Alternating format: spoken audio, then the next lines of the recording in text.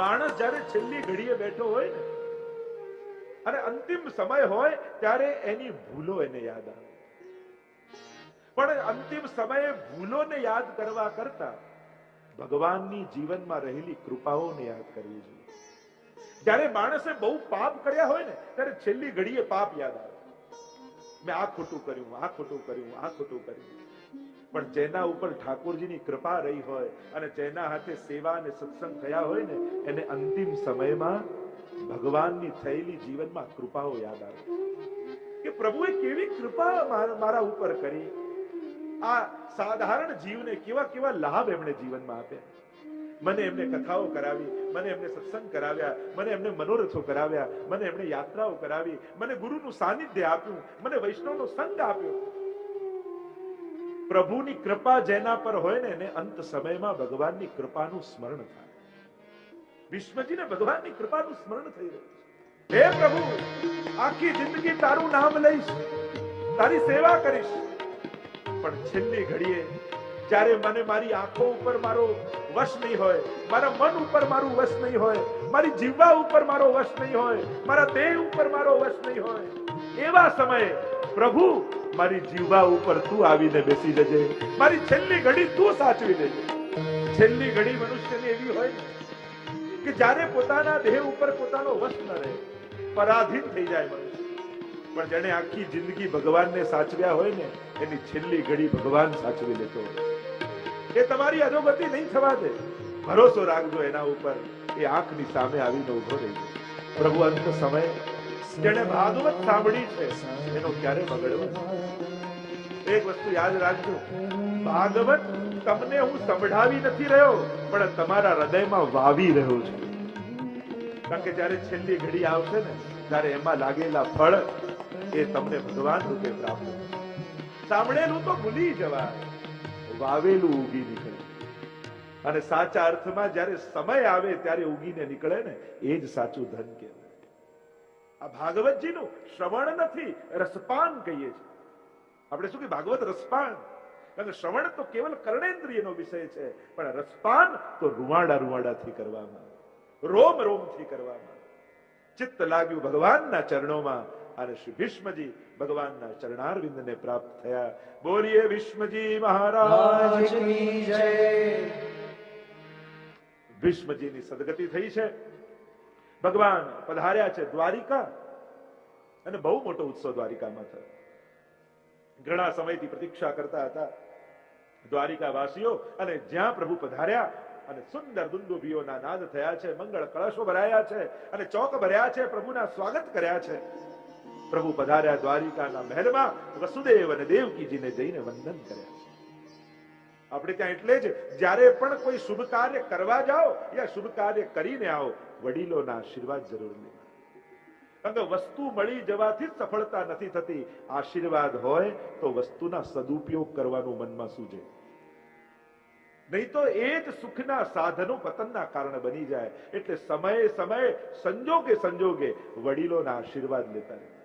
આપણે તેમ કહેવાય કે ત્રણના આશીર્વાદ ક્યારે પણ ચૂકવા નહીં. એક માના આશીર્વાદ, બીજું મહાત્માના આશીર્વાદ અને ત્રીજા પરમાત્માના આશીર્વાદ. આ ત્રણના આશીર્વાદ જ્યારે પણ મળે એ ક્યારે ગુમાવવા નહીં. દ્વારિકા પધાર્યા છે, મોટો ઉત્સવ થયો છે. અહીંયા અર્જુનનું મન લાગતું નથી. કારણ કે આટલું મોટું રાજ્ય મળ્યું, રાજાઓ બન્યા, સુખ સુવિધા મળી, સગવડતા મળી, પણ ભગવાન જતા રહ્યા ઘરેથી. અને એટલે જ માટે જયારે ભાગવત કથા હોય ત્યારે એક વાક્ય કહેવાનું હું ક્યારે ભૂલતો નથી કે વૈષ્ણવના યુવાન બાળકો અને વહુઓ અહીંયા બેઠા હોય તેટલું ચોક્કસ કહીશ. વડીલોના ગયા પછી ધન સંપત્તિ વૈભવ બધું મળે બરાબર, પણ એક વસ્તુ ચૂકતા નહીં. વડીલોના માથે બિરાજતા ઠાકોરજી એમના ગયા પછી ઘરમાંથી બહાર કાઢતા નહીં. એ તમારા કુટુંબમાં જ રહે, તમારા ઘરમાં જ રહે. તમારા મમ્મી પપ્પા સાસુ સસરા બાબા બધાને કહેજો કે અમે તમારા જેટલી કદાચ સેવા નહીં કરી શકીએ, પણ ભાગવત સાંભળી છે એટલે એક વચન ચોક્કસ આપીએ છે, તમારા ગયા પછી પણ આપણા ઠાકોરજી આપણા ઘરે જ રહેશે. યથાશક્તિ અમે સેવા કરીશું, પણ જેની કૃપાથી સુખ આવ્યું છે એને ક્યારે ઘરેથી કાઢીશું. આવું જો યુવાન દીકરા દીકરી વહુઓ નક્કી કરી લે તો તમારા ઘરે બિરાજતા ઠાકોરજી ક્યારે હવેલીની ગ્વાલ મંડીઓમાં ના, તમારા ઘરે જ રહે.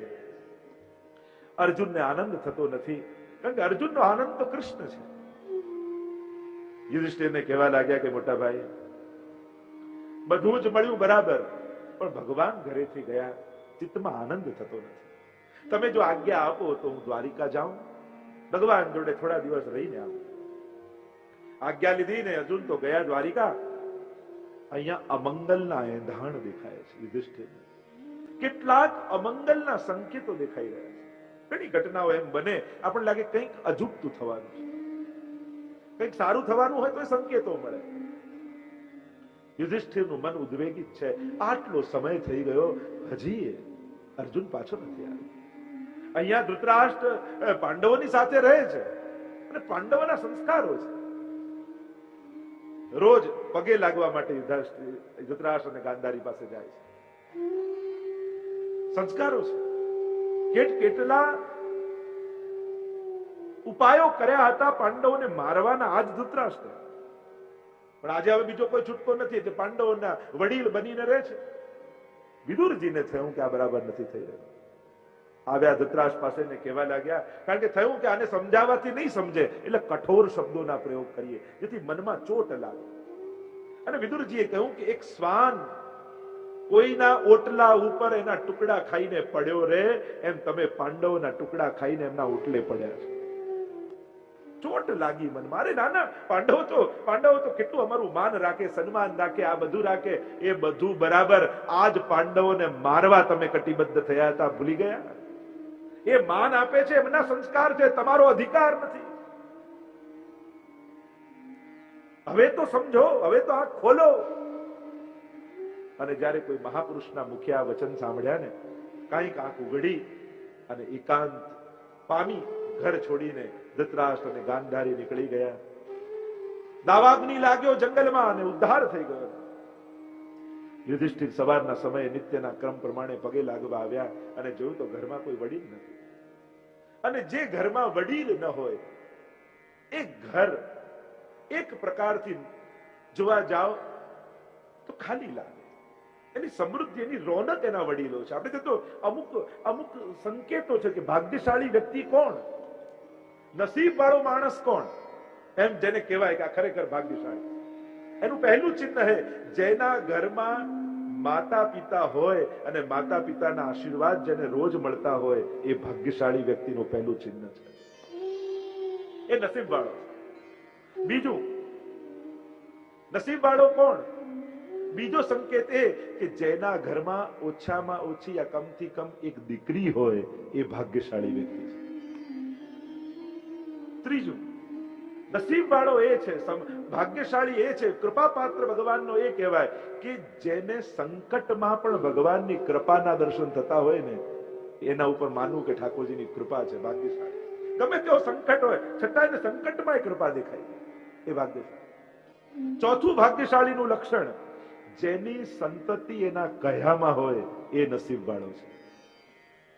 એની આજ્ઞામાં એનો આદર રાખતા. જરૂર નથી કે દરેક વસ્તુ પણ જેનો આદર એની સંતતિ રાખતી હોય. કારણ કે અત્યારના સમયમાં સંપત્તિ આ બધું બરાબર, પણ જો તમારા બાળકો દુખી હોય ને તો તમે ક્યારે સુખી નથી થઈ શકવાના. તમારું જીવ બળ્યા જ કરે. એટલે નસીબ વાળો ભાગ્યશાળી એને કહેવાય જેની સંતતિ એની કયામાં હોય. અને છેલ્લો ભાગ્યશાળીનો એ સંકેત માની શકાય કે જેના ઘરમાં ઠાકોરજી બિરાજતા હોય અને જેને જીવનમાં એકવાર ભાગવત કથા સાંભળવાનું પુણ્ય મળે, એ બધા જ ભાગ્યશાળી લોકો. હવે તમે તમારી ફ્રેમમાં જોઈ લેજો, ઘણાને 5 પોઈન્ટ આવતા હશે, ઘણાને 4 પોઈન્ટ આવતા હશે, ઘણાને 3, પણ એક પણ લક્ષણ આવે ને તો એ નસીબ વાળા જ છે. આટલા લક્ષણ ભાગ્યશાળીના છે. યુધિષ્ઠિર નું મન ખિન્ન થયું કે ઘરમાં વડીલો જતા રહ્યા અને અર્જુન પણ ગયો છે, હજી સુધી આવ્યો નથી. રોજ અગાસી પર ઉભા રહે, રસ્તા ઉપર દ્રષ્ટિ કરીને રાહ જુએ કે ક્યારે અર્જુન આવશે, ક્યારે અર્જુન આવશે. અને એકવાર સંધ્યાકાળનો સમય હતો. ગડગડ ગડગડ ગડગડ કરતો સામેથી રથ રસ્તા પરથી આવતો દેખાય. ફરકી રહેલી ધ્વજા અર્જુનની છે, રથ અર્જુનનો છે, અંદર બેસેલો વ્યક્તિ અર્જુન જેવો નથી લાગતો. યુધિષ્ઠિર તો દોડ્યા એની સામે કે અર્જુનના રથ ઉપર બેઠો છે કોણ? રથની સામે દોડ્યા. એટલામાં અર્જુન રથ પરથી નીચે ઉતર્યો અને પોક મૂકીને રડતો રડતો યુધિષ્ઠિરના પગમાં પડી. અરે અર્જુન, શું થયું? તારો તેજ ક્યાં ગયું? શું કોઈ ભૂખ્યાને મૂકીને ભોજન કરી લીધું? શું કોઈ સ્ત્રીનું સન્માન જાળવી શક્યો નથી? શું કોઈ વડીલનું અપમાન કરી દીધું છે? તારું તેજ ક્યાં ગયું?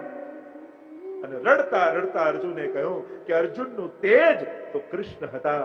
યાદવા સ્થળી થઈ છે અને ભગવાન પણ સ્વધામ પધારી ગયા. પ્રભુ આપણને બધાને છોડીને નિજધામ જતા રહે. અને જ્યારે આ સમાચાર સાંભળ્યા પાંડવોએ, કુંતાજીએ સાંભળ્યા તો કુંતાજીને તો એવો વિરહ થયો. રડતા રડતા કુંતાજીએ તો એ જ ક્ષણે પોતાના પ્રાણોના ત્યાગ કરી દીધા. અને પાંડવો અને દ્રૌપદીને એમ થયું કે હવે ભગવાન વગર આ સુખ ભોગવીને શું કરે? પરીક્ષિતને રાજા બનાવ્યા છે, ઈરાવતી સાથેના વિવાહ થયા છે, અને પાંચે પાંડવો દ્રૌપદીજીને લઈ અને હિમાલય તરફ પ્રયાણ કર્યું છે. અને એમની ગતિની આખી કથા આવે છે. હિમાલયમાં ગયા અને એક પછી એક બધાનો દેહ પડ્યો છે, સદગતિને પામ્યા છે, પરીક્ષિત મહારાજ બન્યા છે. પાંડવોના સંસ્કારની સાથે જીવે છે, બ્રાહ્મણોની સલાહ લઈ લઈને રાજકાજ કરે છે, ધર્મશીલ છે. એક દિવસની કથા છે. પરીક્ષિત મહારાજ નગરચર્યા કરવા માટે નીકળ્યા છે. નગરચર્યા કરવા માટે નીકળ્યા ને એક દ્રશ્ય એમણે જોયું. બહુ આશ્ચર્ય એમને લાગ્યું. એક પગ ઉપર એક બળદ ઉભો છે, બાજુમાં એક ગાય છે, અને એક શુદ્ર રાજા એ બળદને મારી રહ્યો છે.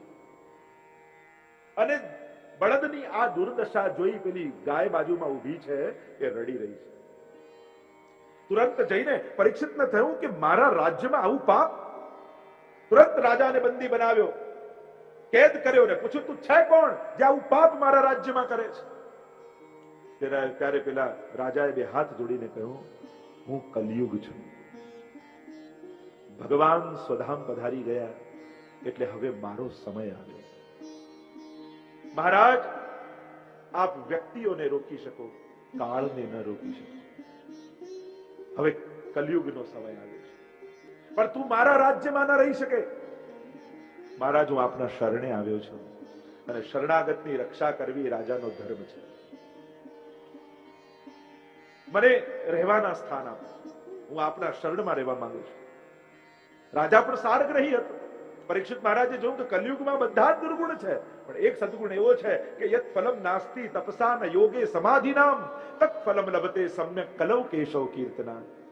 કે જે અન્ય યુગોમાં સતયુગ, ત્રેતા, દ્વાપરમાં મોટા મોટા યજ્ઞ યાગાદિ તપથી ઉપવાસથી જે થાય, કલયુગમાં કેવલ ભગવદ નામ લેવા માત્રથી ભગવાન મળી જાય. આવું એક લક્ષણ, ઉત્તમ લક્ષણ કલયુગમાં છે. એટલે સારગ્રહી રાજા હતો એટલે એને એમ થયું કે ચલો ભગવત પ્રાપ્તિ સુલભ છે. અન્ય યુગોમાં ધર્મ કરવો સહેલો છે, ધર્મી મળવો અઘરો છે. કલયુગમાં ધર્મ અઘરો છે, ધર્મી સહેલો છે. કહ્યું, ઠીક છે, 4 સ્થાન તને રહેવાના આપું છું. અને 4 સ્થાન આપ્યા. સૌથી પહેલા કહ્યું, દ્યુતમાં કલયુગ, એટલે કે જુગારમાં કલયુગ છે. જ્યાં જ્યાં જુગાર રમાય ત્યાં કલયુગનો પ્રભાવ છે. આપણે ભલે હોશિયાર છીએ કે જન્માષ્ટમીના નામે રમી નાખીએ, પણ જ્યાં દ્યુત છે, જુગાર છે, ત્યાં કલયુગ છે. કલયુગ એટલે ક્લેશ. જ્યાં જ્યાં આવું કંઈક થશે તો કંઈક ક્લેશ આવવાનો જીવનમાં. પાનમાં, વ્યસનમાં કલયુગ છે, વ્યભિચારમાં કલયુગ છે, અને હિંસામાં કલયુગ છે. 4 સ્થાન આપ્યા. કલયુગ કહેવા લાગ્યો, આ તો 4 ખરાબ સ્થાન છે, કોઈ સારો તો આપો. ત્યારે કહ્યું, જા સુવર્ણમાં પણ કલયુગ, એટલે કે અનિતિના ધનમાં પણ કલયુગનો વાસ.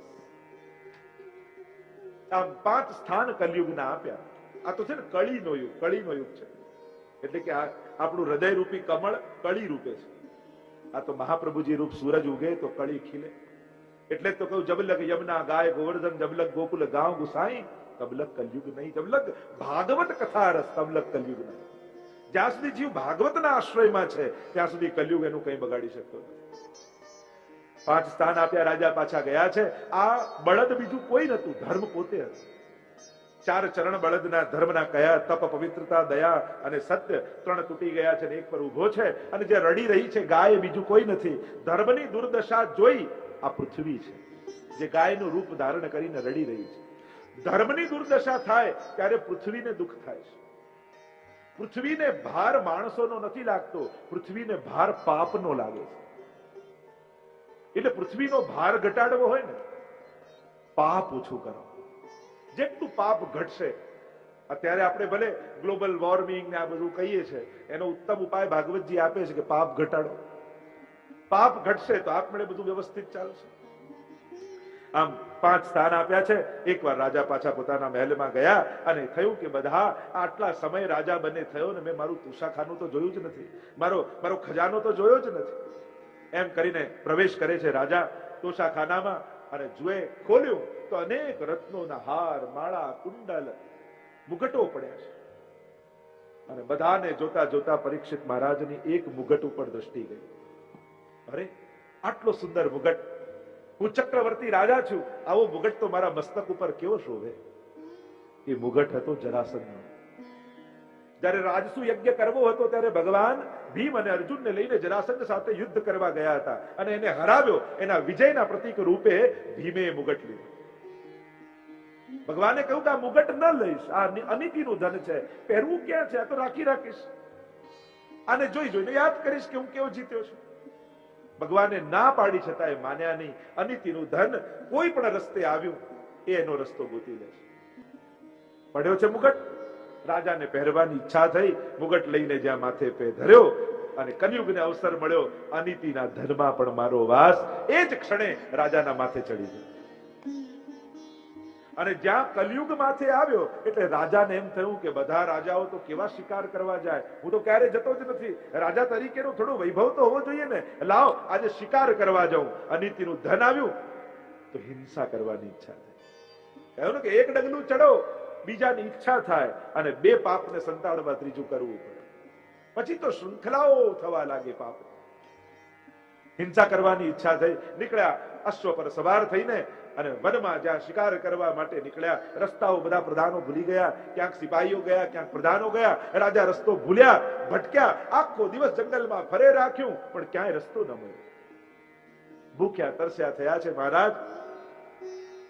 દૂર શમિક ઋષિનો આશ્રમ દેખાય. શમિક ઋષિ ધ્યાનમાં બેઠા હતા. આમના માથે કલયુગ છે અને કલયુગ જ્યારે માથે આવે ને ત્યારે બીજાનો ધર્મ પણ આપણને દંભ જેવો લાગે. સૌથી પહેલો અપરાધ મહાપ્રભુજી કહે એ કર્યો કે આજ્ઞા વગર ગુરુને ત્યાં પ્રવેશ કર્યો. આજ્ઞા લેવી જોઈએ, સીધો પ્રવેશ કરી લ્યો. અધિકાર, હું રાજા છું, બધે જ આપણું રાજ્ય ચાલે, અધિકાર હોય, પણ ભગવાન અને ગુરુ પાસે તો દૈન્ય બનીને જવું, દીનતા હૃદયમાં રાખીને જવું. ત્યાં ક્યારે પણ લૌકિક મદ, સંસારમાં મળેલા સન્માનો માથે રાખી ગુરુ અને પ્રભુને ત્યાં ન જવાય. ત્યાં તો એક ભક્ત બનીને જવાય. આ રાજા બનીને પ્રવેશ કર્યો. ધ્યાનમાં બેઠા હતા અને એને થયું જો મને ઊભા થઈને માન ન આપવું પડે એટલે આંખ બંધ કરીને ધ્યાન કરવાનું નાટક કરે છે. કોઈનો ધર્મ પણ એમને દંભ લાગ્યો. પોતાની બુદ્ધિ ભ્રષ્ટ થાય ને પછી બધે એમને એક સરખું જ લાગે. અને ઋષિ આંખો બંધ કરીને બેઠા છે. લાવ પરીક્ષા કરું. હવે જેને નમન કરવું જોઈએ એને પરીક્ષા કરવાની ઈચ્છા થઈ. બાજુમાં મરેલો સર્પ પડ્યો હતો. પોતાની પાછળથી તીર કાઢ્યું, સર્પ ઉપાડ્યો અને ઋષિના ગળામાં લપેટી દીધો કે જોઉં છું હમણાં સાપને જોઈને ડરીને ભાગે છે કે નહીં. ઋષિ તો ધ્યાનમાં છે, એમને દેહનું ભાન નથી. કોણ આવ્યું, કોણ ગયું, શું થઈ રહ્યું છે, લગન ભગવાનમાં લાગેલી છે, કઈ દેહનું ભાન નથી. અને રાજા ગળામાં સર્પ નાખીને રાજા તો ત્યાંથી નીકળ્યા. પણ ઋષિના પુત્રને ખબર પડી, અરે રાજા એટલો અહંકારી થઈ ગયો છે, આવું અપમાન મારા પિતાનું કર્યું છે, માફ નહીં કરું. રાજાને હાથમાં જળ લીધું, અભિમંત્રિત કર્યું અને રાજાને શ્રાપ આપતા કહ્યું કે મહારાજ તમે તો મરેલો સર્પ મારા પિતાના ગળામાં નાખ્યો. હું તમને શ્રાપ આપું છું, આજથી 7મે દિવસે જીવતો તક્ષક સર્પ આવી તમને દંશ દેશે અને તમારું મૃત્યુ થઈ જશે. હાહાકાર લોકમાં થઈ ગયો. ઋષિને ખબર પડી કે મારા પુત્રએ શ્રાપ આપ્યો છે. પુત્રને આવીને સમજાવ્યો કે રાજાનો અપરાધ નથી, કલયુગ માથે ચડ્યો હતો, રાજા તો ધર્મશીલ છે, અત્યારે કોઈને મોકલો અને રાજાને સમાચાર આપો કે આજથી 7મે દિવસે તમારું મૃત્યુ થવાનું છે. પહેલો પ્રશ્ન એ કે 7 દિવસ કેમ? કારણ કે ગળામાં સર્પ નાખ્યો એટલે 7 દ્વાર ખુલ્લા રહી ગયા. 2 આંખો, 2 કાન, મુખ આદિ 2 નાસિકા, 7 દ્વાર ખુલ્લા રહી ગયા. જો માથે નાખ્યો તો હમણાં મૃત્યુ થાય એમ થાય. શ્રાપ પાછો કેમ ન લીધો? કારણ કે એ જગ્યા પર ઉભા રહીને શ્રાપ આપ્યો જે જગ્યા પરથી પાછું ન વળે એવું બ્રહ્માસ્ત્ર અશ્વત્થામાએ છોડ્યું હતું. અને બ્રહ્માસ્ત્રનો એવો પ્રભાવ આ ભૂમિ ઉપર હતો કે જે બોલા એ પણ પાછું ન લેવાય. એવો પ્રભાવ ત્યાં. આ ભૂમિના સત છે. એમ કહેવાય છે કે આજે પણ તમે કુરુક્ષેત્ર જ્યાં યુદ્ધ થયું એ મેદાનમાં જાઓ ને અને ત્યાં કાન લગાવીને પૃથ્વી ઉપર તમે સાંભળો ને તો આજે ઘોડા દોડવાના અવાજ તમને ત્યાં સંભળાય છે. યુદ્ધના એ અવાજો આજે સંભળાય છે. તો આ એ સ્થાનના પ્રભાવો છે. સમાચાર આપ્યા છે, રાજા સિંહાસન પર બિરાજેલા છે અને સમાચાર મળ્યા કે મહારાજ આજથી 7મે દિવસે તમારું મૃત્યુ થવાનું છે. તક્ષક આવીને દંશ દેવાનું છે. કેમ તક્ષકના દંશથી મૃત્યુ બતાવ્યું? મૃત્યુ તો એમનું નિશ્ચિત હતું. તક્ષકના દંશથી કેમ બતાવ્યું? કારણ પરીક્ષિતનો દેહ છે ને એ અલૌકિક અગ્નિથી પકવાયેલો દેહ છે. એ સાધારણ દેહ નથી. કારણ કે જયારે ગર્ભમાં હતા ત્યારે બ્રહ્માસ્ત્ર અશ્વત્થામાએ છોડ્યું હતું એની અગ્નિથી પકાયેલો દેહ છે. એટલે સાધારણ અગ્નિ પરીક્ષિતના દેહને બાળી શકે એમ નથી. એવો દેહ છે. એટલે તક્ષકના દંશથી બતાવ્યું. સમાચાર મળ્યા, વૈરાગ્ય જાગ્યો. 7 દિવસ મારી પાસે છે. મરીને નથી જવું, તરીને જવું છે. મરણ નથી જોઈતું, મારે તો હરિનું સ્મરણ જોઈએ છે. અને બધા પાસે 7 જ દિવસ છે ને કોને 8મો દિવસ દુનિયામાં મળ્યો છે? હા, પરીક્ષિતને એટલી ખબર છે કે 7 દિવસ મને કાંઈ થવાનું નથી. આપણી તકલીફ એ આપણને કાલની એ ખબર નથી. એટલે બિચારા પરીક્ષિત એમની પાસે 7 જ દિવસ પણ આપણા કરતા વિશેષ છે. એમને એ ખબર છે 7 દિવસ કઈ નથી થવાનું. આપણને તો કાલની એ ખબર નથી. એટલે એના કરતા અનિશ્ચિતતા આપણા જીવનમાં છે. પણ આપણે મરીને નથી જવું, આપણે તો જીવીને જવું છે. આપણે તો ભગવાનને પામીને જવું છે. પરીક્ષિત મહારાજના મનમાં વૈરાગ્ય જાગ્યો છે અને વલકલ વસ્ત્રો પહેરીને નીકળ્યા છે. ગંગાજીના કિનારે જ્યાં જ્યાં મહાપુરુષો મળે ચરણોમાં પડે છે. 7 દિવસમાં મારો ઉદ્ધાર કેમ થાય? ઋષિઓ એમ કહે કે અમે હજારો વર્ષોથી તપ કરીએ, અમારો ઉદ્ધાર નથી થયો તો 7 દિવસમાં તારો કેમ કરાવી? જીવનમાં જ્યારે ગુરુની તત્પરતા થાય ને કે કોઈ ગુરુ જોઈએ છે, કોઈ સદગુરુ જીવનમાં મળે કે જેનો હાથ માથે પડે ને જીવનમાં ઉતરી જાઓ. આવું જયારે હૃદયથી નીકળે ને ત્યારે ભગવાન કોઈ ને કોઈ ગુરુને મોકલી દેતા. જેને જોતા જ એમ લાગે આના હાથે મારો ઉદ્ધાર લખાયો છે, એ આપણો ગુરુ છે. જેને નિકટ બેસવાથી એમ લાગે જાણે હું ગંગાનો સ્નાન કરીને પવિત્ર થઈ રહ્યો છું, એ ગુરુ છે. જેની પાસે બેસતા જ આપણને આપણા પાપ ખૂંચવા લાગે, માનજો આ ગુરુ છે. જેને સાંભળતા, જેને જોતા, જેની નિકટ બેસતા આપણને એમ લાગે જાણે મને ભગવાન મળી ગયા છે, એ આપણો ગુરુ છે. અને જ્યાં ગુરુની શોધ ચાલી છે પરીક્ષિત મહારાજની, એટલામાં ત્યાં સામે જ તત્રા ભવદ ભગવાન વ્યાસ પુત્ર સ્વયં સુખદેવજી પ્રગટ થઈ ગયા છે. આજાન બાહુ છે, કમળની પાંખુડી જેવા મોટા મોટા નેત્રો છે, લાંબા લાંબા કેશ છે, વિશાળ વક્ષસ્થળ છે, 16 વર્ષની અલ્પાયુ છે અને એવી દિવ્યતા એમના વ્યક્તિત્વમાં ઝલકાઈ રહી છે. જેને જોતા જ પરીક્ષિત મહારાજને એવું લાગ્યું અરે ગુરુ તો પ્રગટ થઈ ગયા, મળી ગયા છે. દોડ્યા છે પરીક્ષિત મહારાજ અને ચરણ પકડી લીધા. ચરણ પકડ્યા છે. 2 પ્રશ્નો કર્યા. પહેલો પ્રશ્ન કરતા કહ્યું કે આ જીવ માત્રના કલ્યાણનો ઉપાય શું? કેવલ મારું નહીં, કારણ કે ગુરુ એવા સમર્થ મળ્યા છે એ તો બધાનો ઉદ્ધાર કરવા સમર્થ છે. એટલે પહેલો પ્રશ્ન સમષ્ટિગત કર્યો કે આ જીવ માત્રના કલ્યાણનો ઉપાય શું?